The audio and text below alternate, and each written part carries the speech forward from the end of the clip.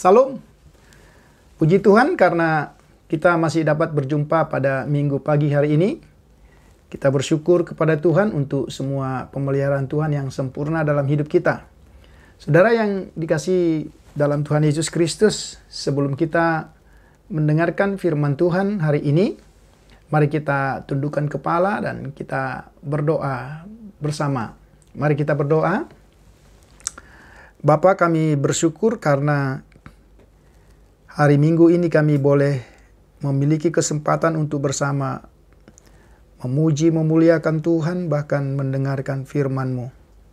Kami berterima kasih Tuhan, dan kami berdoa supaya Roh-Mu yang kudus itu yang akan mengurapi kami, bahkan menerjemahkan kebenaran firman-Mu supaya kami dapat mengerti, dan kami dapat melakukan kebenaran firman-Mu.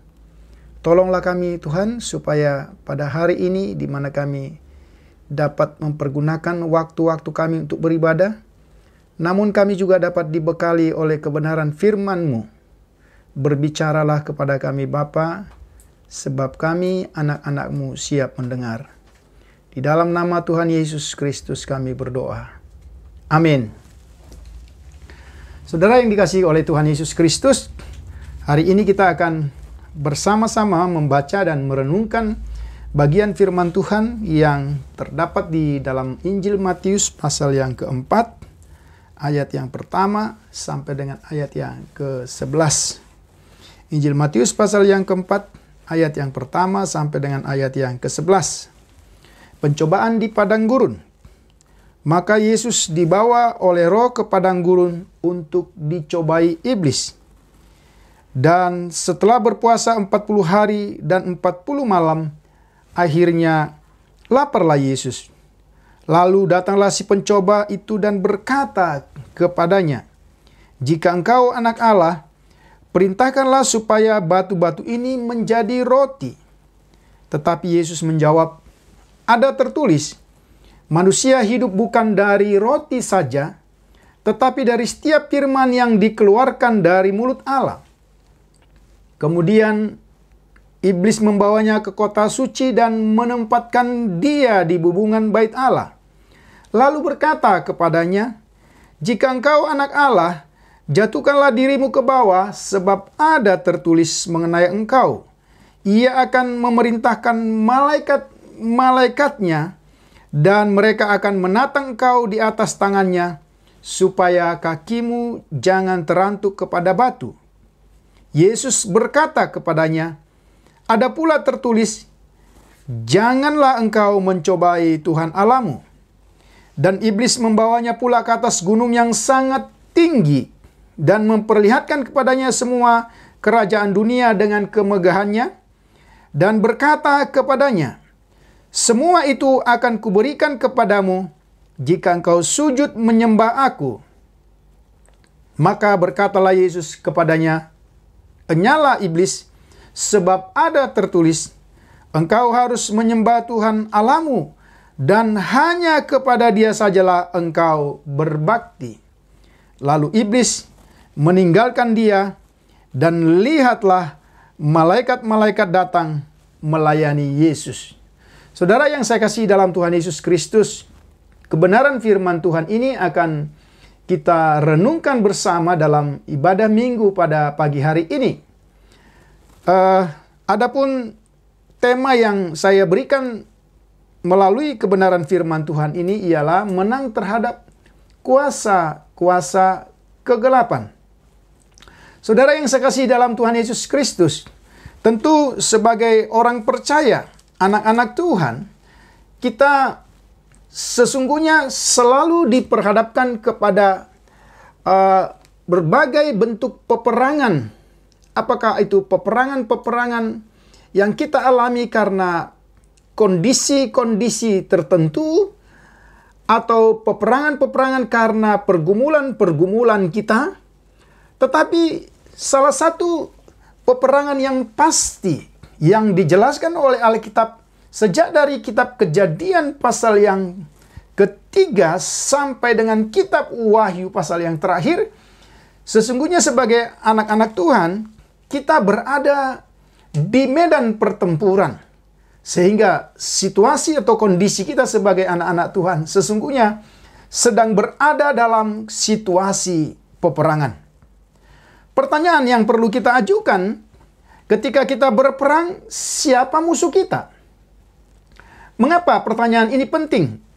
Karena jika kita ingin dapat menang dari peperangan yang terjadi atau yang kita hadapi, maka kita harus tahu siapa musuh kita.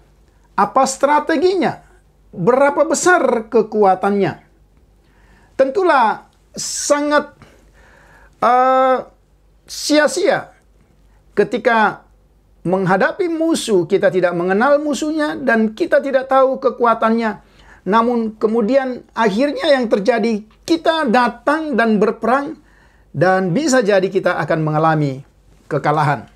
Sebagaimana satu kali Tuhan Yesus juga menyampaikan dalam perumpamaan, dikatakan di dalam perumpamaan misalnya dalam Lukas pasal yang ke-14, ya, ayat 31, Tuhan Yesus berkata, atau raja manakah yang kalau mau pergi berperang melawan raja lain, tidak duduk dahulu untuk mempertimbangkan apakah dengan 10.000 orang ia sanggup menghadapi lawan yang mendatanginya dengan 20.000 orang.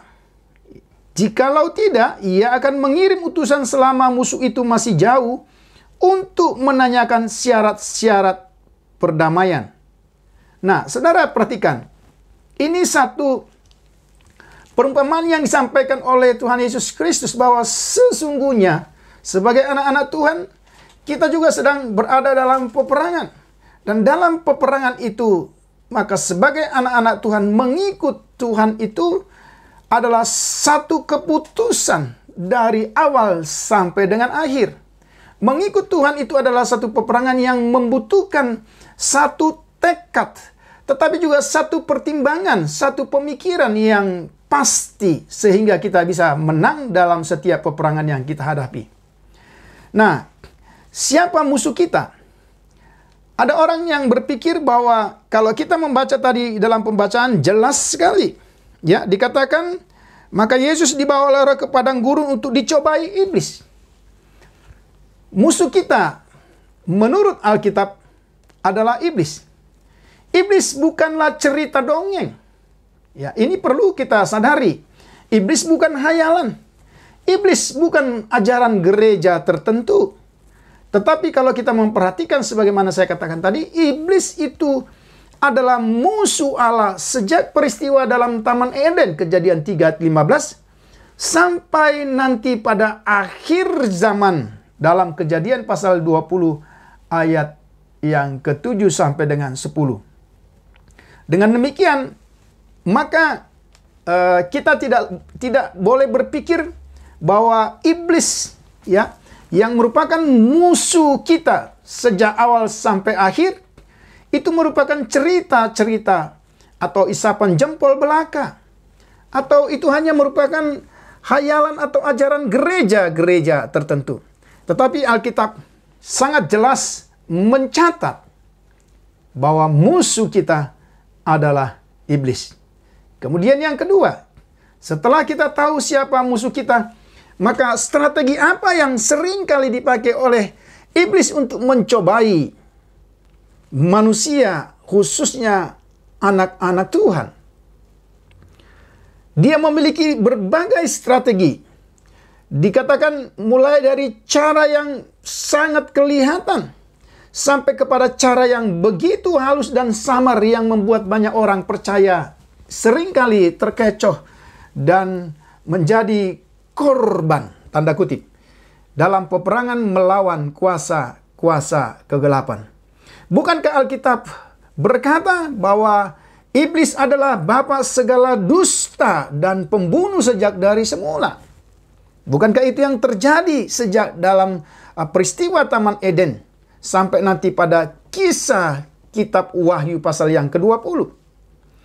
Kemudian berbagai aktivitas dilakukan oleh iblis untuk membinasakan semua pengikut-pengikut Tuhan, orang-orang yang percaya kepada Tuhan. Kemudian cara yang berikut, iblis juga seringkali menyamar sebagai malaikat terang, sebagaimana dikatakan dalam 2 Korintus 11 ayat yang ke-14. Dengan demikian saudara, ada begitu banyak strategi iblis untuk mencobai manusia. Dan sangat disayangkan, karena kita tidak memahami, tidak mengerti strategi ini, maka seringkali kita dan semua orang percaya dapat dikalahkan oleh segala bentuk kuasa kegelapan. Saudara yang saya kasihi dalam Tuhan Yesus Kristus, setelah kita tahu siapa iblis dan segala bentuk strategi, maka coba kita kembali kepada pembacaan kita tadi dalam Matius pasal yang keempat, ayat 1 sampai dengan ayat 11. Tetapi juga dari bagian-bagian firman Tuhan yang lain. Yang pertama yang kita bisa lihat dalam pembacaan ini, ternyata salah satu strategi iblis untuk mencobai manusia ialah melalui berbagai krisis, berbagai kesulitan, berbagai kondisi-kondisi yang sulit yang sedang dihadapi oleh manusia. Itulah satu pintu masuk yang seringkali terbuka untuk iblis mencobai dan mengalahkan banyak orang percaya. Kalau kita perhatikan dalam pembacaan ini, dikatakan, dan setelah berpuasa 40 hari 40 malam, akhirnya laparlah Yesus. Saudara perhatikan, ini satu strategi yang menurut saya tepat pada sasaran. Dia bisa melihat, dia bisa memasang strategi. Dia tidak mencobai seseorang, termasuk konteks Tuhan Yesus pada waktu itu.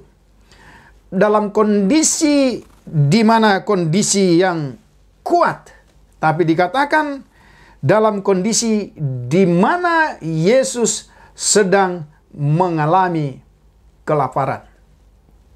Kita ingat juga peristiwa misalnya dalam kitab Ayub. Setelah perbincangan atau diskusi atau permohonan iblis kepada Tuhan untuk mencobai Ayub, maka kita melihat saat-saat pencobaan itu juga datang adalah pada saat-saat krisis, ya, di mana seluruh harta yang dimiliki oleh Ayub itu diambil dalam waktu yang singkat.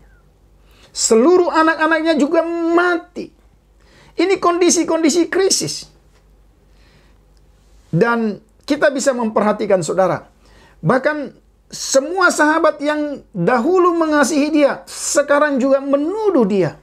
Bahkan istri yang dikasihi pun juga memiliki pemikiran yang keliru terhadap kondisi yang dihadapi pada waktu itu. Jadi kita bisa katakan salah satu strategi yang dipakai oleh iblis untuk mencobai manusia adalah melalui krisis. Bukankah orang yang lapar membutuhkan makanan? Orang yang sakit membutuhkan kesembuhan. Orang yang mengalami kesulitan keuangan membutuhkan uang dalam kehidupannya. Dalam persoalan-persoalan apa saja. Dan kita lihat pada saat-saat kita sedang dalam krisis seperti itulah iblis mulai mencobai manusia. Misalnya, salah satu contoh yang lain. Ketika kita misalnya buka dalam 1 Samuel pasal yang ke-28 ayat yang ke-14. Saya baca di sana 1 Samuel 28 ayat 14. Kemudian bertanyalah ia yang dimaksud di situ Saul kepada perempuan itu, ya, bagaimana rupanya? Jawabnya, ada seorang tua muncul berserubungkan jubah. Maka taulah Saul bahwa itulah Samuel. Lalu berlututlah ia dengan mukanya sampai ke tanah dan sujud menyembah. Kita tahu kondisi Saul pada waktu itu sedang berada dalam krisis. Mengapa dia ada dalam krisis? Karena dia telah berdosa kepada Tuhan. Dan Tuhan menolak dia menjadi raja. Dan pada saat-saat penolakan itu jugalah dia mulai mencari pertolongan. Ya, dan dia mulai mencari pertolongan di tempat yang salah. Perhatikan, pada kondisi Saul mengalami krisis yang luar biasa. Pada saat itulah pencobaan itu datang. Dan pencobaan itu yang dimotori tentu oleh iblis dengan segala bentuk antek-anteknya, berusaha untuk menghancurkan Saul, dan kita tahu pada akhirnya juga Saul mengalami kekalahan. Kita perhatikan dalam pembacaan ini. Kemudian yang kedua, sesuai dengan Injil Matius pasal yang keempat, ayat yang ke-9. Coba kita perhatikan. Dan berkata kepadanya, semua itu akan kuberikan kepadamu jika engkau sujud menyembahku. Ya, semua itu bicara tentang segala kemegahan, kekuasaan, kerajaan dunia yang diperlihatkan iblis kepada Yesus. Saudara perhatikan, inilah juga strategi atau pintu masuk iblis untuk mencobai manusia. Kekuasaan, kedudukan, kekayaan seringkali menjadi strategi yang dipakai oleh iblis untuk mencobai manusia. Dan itulah juga yang dia gunakan kepada Yesus pada waktu itu. Kalau kita memperhatikan saudara, inilah cara yang dipakai oleh iblis untuk membuat kita seringkali gagal dan kita akhirnya menjadi korban dari tiap pencobaan yang sedang terjadi. Kemudian yang berikut, ya, kalau kita memperhatikan misalnya Galatia pasal 5 ayat 19 dan 21. Ya, perbuatan-perbuatan daging telah nyata. Ini juga menjadi cara iblis untuk mencobai. Dia mencoba menawarkan segala sesuatu yang kelihatannya nikmat, yang dapat dinikmati di dunia ini. Ya, segala bentuk perzinahan, segala bentuk kecemaran, segala bentuk kedengkian, iri hati, ya, penyembahan berhala yang merupakan produk dunia ini, yang merupakan perbuatan-perbuatan yang ditawarkan oleh iblis kepada manusia. Itu jugalah cara atau pintu yang dipakai untuk menggoda manusia. Saudara yang sekasihi dalam Tuhan Yesus Kristus, selain beberapa poin penting itu, kalau kita perhatikan dalam pembacaan ini, sejak awal ternyata iblis tidak hanya menawarkan segala sesuatu, ya, yang secara kasat mata dapat kita lihat itu dapat menjatuhkan kita. Tapi kita memperhatikan, ya, kalau Paulus saja berkata bahwa iblis pun dapat menyamar seperti malaikat terang. Maka dalam pembacaan kita tadi ada hal yang menarik kalau kita memperhatikan. Ya.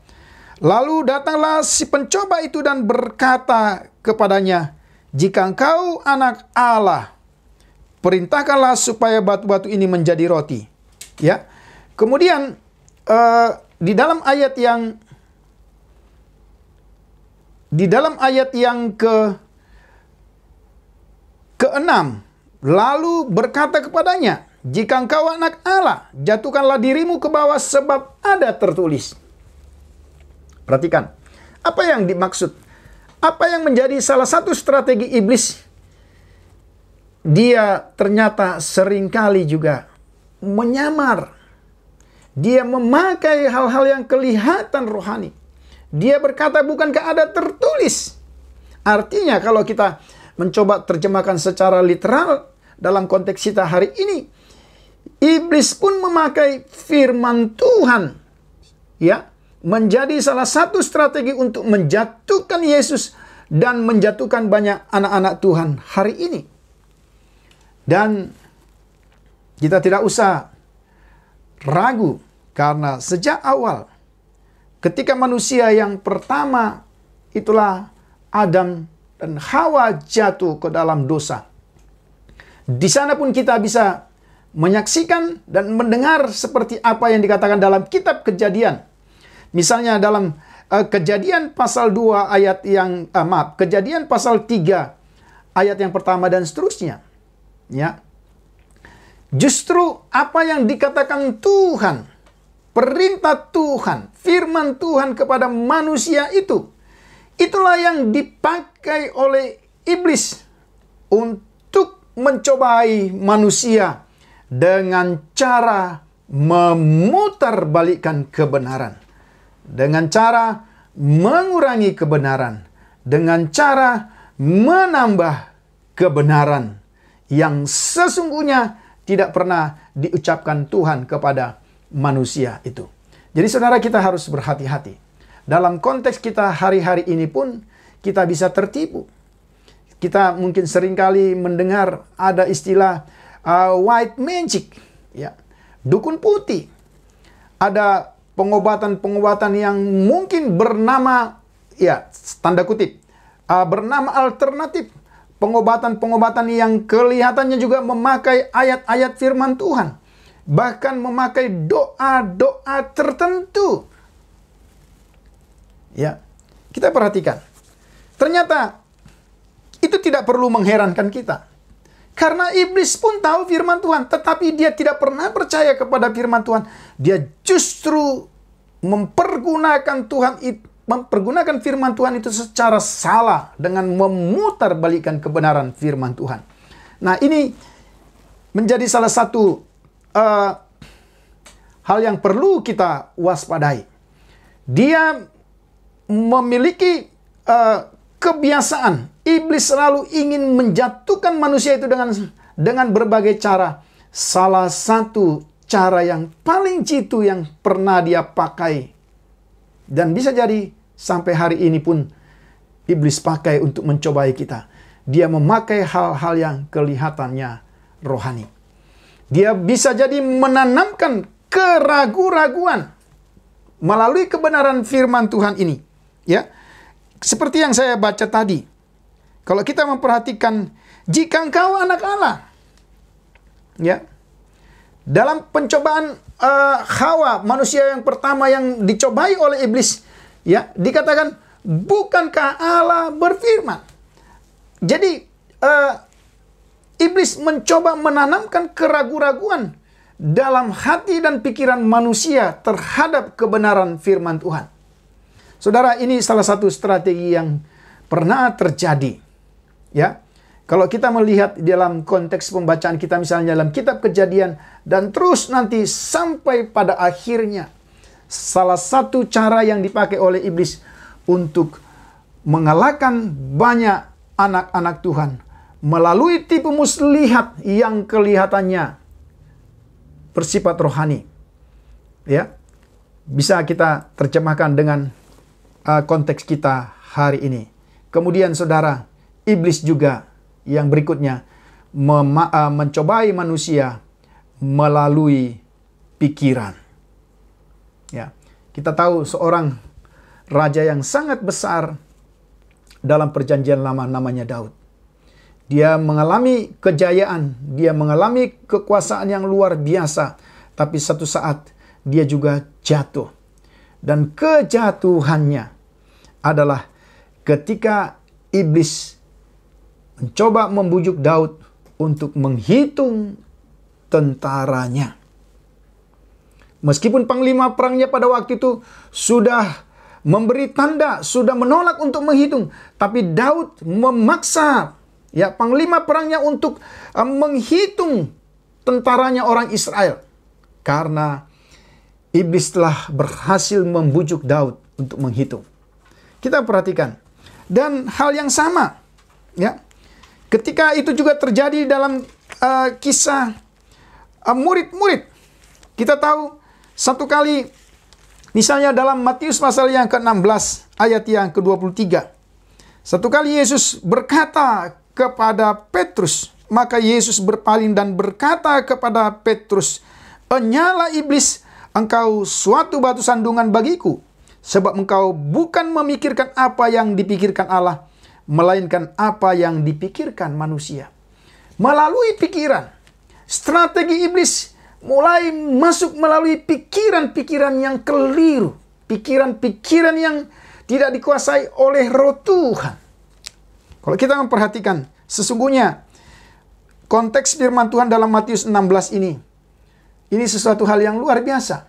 Karena baru saja sebenarnya Petrus mendapat penghormatan, mendapat pujian yang luar biasa dari Yesus Kristus. Ya. Tapi ketika Yesus berkata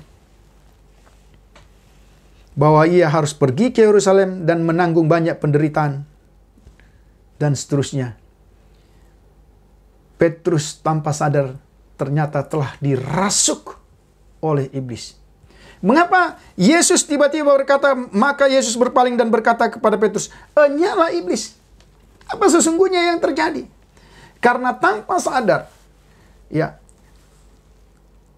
apa yang direncanakan Allah bagi dunia ini, penderitaan, kematian Yesus Kristus yang harus dilalui sebagai jalan penebusan bagi manusia yang berdosa. Dan itu harus terjadi. Saudara tahu, itulah yang coba dihambat. Dan kita tahu, iblis mencoba menghambat rencana keselamatan Allah bagi manusia berdosa itu melalui pemikiran seorang murid bernama Petrus.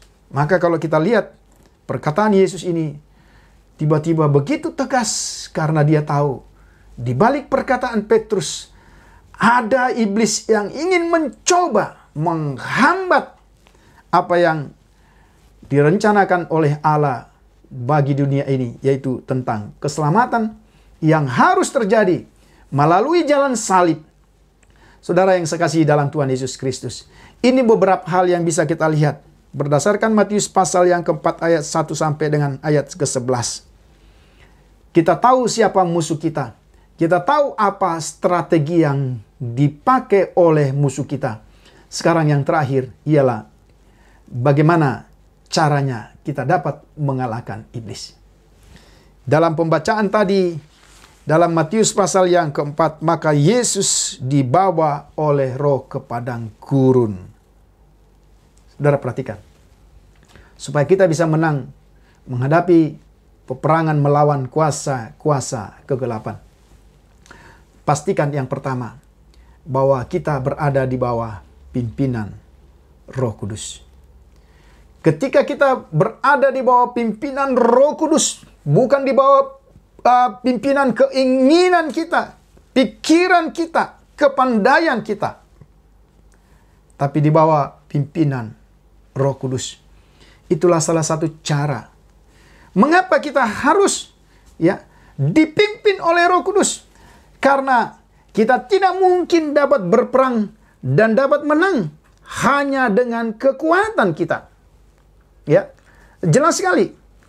Dengan demikian saudara, ketika kita dipimpin oleh Roh Kudus, maka salah satu tanda-tanda kita dipimpin oleh Roh Kudus berarti kita bisa mengalahkan segala keinginan-keinginan daging kita yang justru itu yang ditawarkan iblis kepada tiap orang percaya. Kalau kita memperhatikan, ini salah satu arti dipimpin oleh Roh Kudus. Kita memberi diri tiap-tiap saat dipimpin oleh Roh Kudus supaya kita dapat mengalahkan segala bentuk kuasa-kuasa kegelapan dengan semua strategi yang dipakai untuk menjatuhkan kita.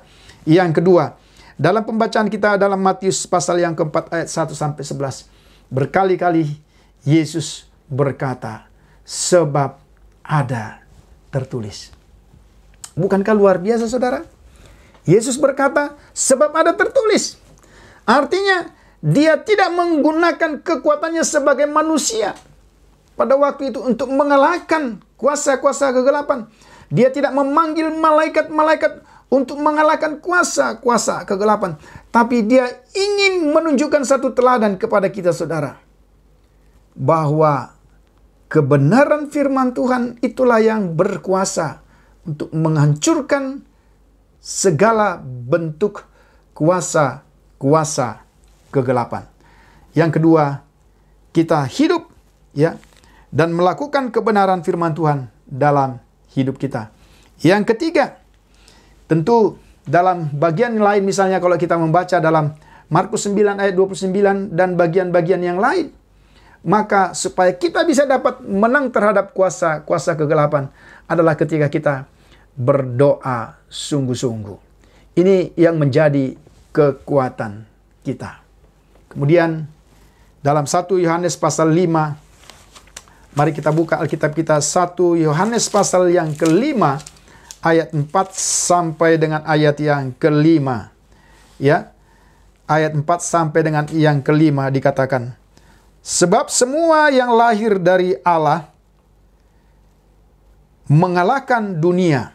Dan inilah kemenangan yang mengalahkan dunia, iman kita. Ya. Yang berikut ialah kita dapat menang terhadap kuasa-kuasa kegelapan ketika percaya kita kepada Tuhan sungguh-sungguh melekat. Kita hidup dalam iman kepada Tuhan. Ya, itulah yang mengalahkan dunia. Yang dimaksudkan iman dalam konteks pembacaan kita adalah tindakan iman. Bahwa sesungguhnya kita percaya kepada Tuhan. Kita bertindak berdasarkan iman. Dan itulah yang mengalahkan dunia. Dan seluruh kuasa-kuasa kegelapan yang menguasainya. Yang terakhir, apa yang dapat kita pakai untuk mengalahkan kuasa-kuasa kegelapan adalah ketika kita dengan kasut kerelaan kita memberitakan Injil Kristus. Ketika kita memberitakan Injil Kristus, berarti itu adalah satu bentuk peperangan di mana kita ingin melepaskan setiap orang yang sedang dibelenggu oleh kuasa-kuasa kegelapan. Maka waktu yang masih ada adalah waktu di mana kita memberitakan kebenaran firman Tuhan. Memberitakan Injil yang berkuasa untuk menyelamatkan setiap orang yang berdosa. Injil adalah berita sukacita. Karena di dalam Injil ada keselamatan, ada pembebasan. Sehingga ketika kita memberitakan Injil, sesungguhnya kita sedang melakukan peperangan dan kita sedang mengalami kemenangan dari segala bentuk kuasa-kuasa kegelapan. Ada banyak bagian-bagian lain dalam Alkitab bagaimana kita harus mengalahkan iblis dengan segala strategi yang dipakai.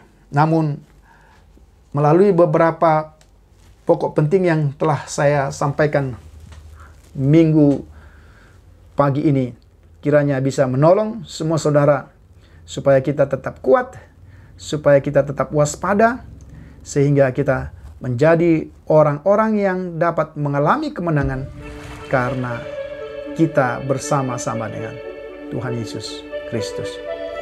Biarlah kiranya firman Tuhan yang singkat ini boleh menjadi berkat bagi kita semua. Selamat hari Minggu. Salam.